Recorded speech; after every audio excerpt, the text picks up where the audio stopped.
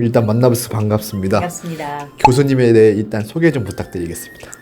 네, 저는 중앙대학교 사회복지학과에서 2002년부터 강의를 하고 있는 정슬기 교수입니다. 집에서 실습하게 된 동기와 이유는 무엇인지 알 수 있을까요? 제가 이제 실습을 하고 싶다고 했을 때 굉장히 여러분들이 좀 웃기다고 생각하셨어요. 그래서 많은 분들 별로 환영하지 않으시더라고요. 제가 이제 여기저기 좀 여쭤봤어요. 제가 좀 실습하고 싶다 했더니 아니 교수가 와서 실습을 하면 얼마나 직원들이 불편하겠냐. 당연하지. 굳이 그게 필요하겠냐 이런 얘기들 굉장히 많이 해주셨는데 문용호 관장님께서는 제가 실습에 대한 이야기를 꺼내자마자 실습해야 된다. 건 필요한 것 같아요. 교수들도 많이 와서 실습하면 좋다 이런 얘기를 하시면서 굉장히 적극적으로 초대해 주셔서 이제 오게 되었고요. 17년 동안 강단에서 학생들을 많이 만났어요. 사회복지가 뭔지에 대해서도 이야기하고 제가 관심 가지고 있는 중독에 대한 문제 또 정신건강에 대한 문제 이런 거에 대해서 이제 학생들하고 계속 이야기를 했는데 사실 이제 시간이 많이 지나니까 이 사회복지 현장은 정말 어떤가 사회복지가 실질적으로 이루어지고 있는 곳에서 만나 뵙는 분들은 어떤 생각들을 가지고 있을까 또 거기 있는 회원분들은 어떤 생각을 갖고 있을까 이런 게 굉장히 궁금해지더라고요. 또 한편으로는 저의 강의가 굉장히 좀 내용이 좀 부실해진다고 하나? 그러니까 이론적으로는 이야기할 수 있지만 정말 내가 생생한 현장의 목소리를 알고 있지 않다면 나의 강의가 좀 의미가 좀 퇴색되는 거 아닌가 이런 좀 걱정도 되었어요. 올해 1년 동안 연구년을 받게 되어서 이런 기회에 좀 많은 사람들 좀 만나고 싶다 이런 이유로 실습을 시작하게 되었습니다. 샘솟는 집에 대한 첫인상은 어떠셨습니까? 굉장히 환영받는 느낌이었어요. 그러니까 들어오면서부터 만나는 모든 분들이 너무나 반갑게 인사해 주시고요. 제가 실습생이라는 거를 모르는 분들도 처음 만나는 사람인데 굉장히 이렇게 누굴까 하는 그런 호기심 가진 얼굴로 굉장히 반갑게 인사해 주시는 그런 것들이 아주 굉장히 인상 깊었었고요. 또 굉장히 밝다 이런 느낌이 들었어요. 그러니까 전체적으로 클럽하우스 자체가 조명도 굉장히 밝기도 하지만 여기서 만나는 모든 분들의 얼굴도 굉장히 밝고 그다음에 좀 투명하다는 느낌? 그런 느낌이 들었고요.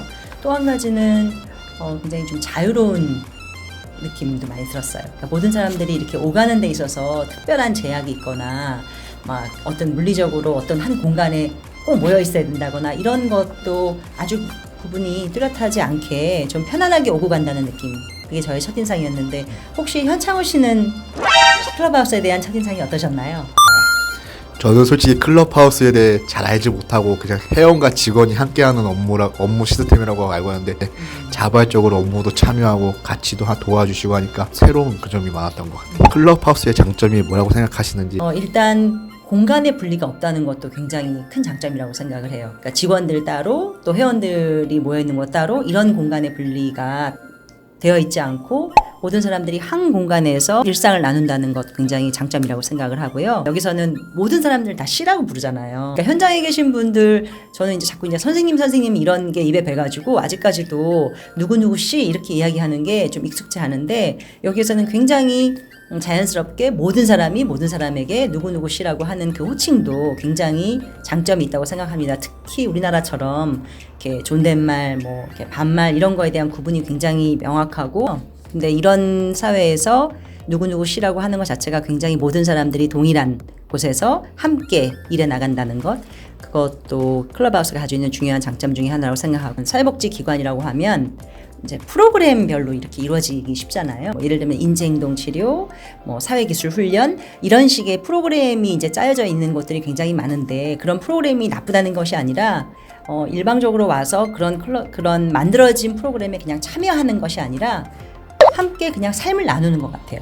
일상을 함께 나누는 것, 그다음에 업무를 함께 하는 것을 통해서 이게 그냥 이 장이 살아가는 장이 되는 거죠.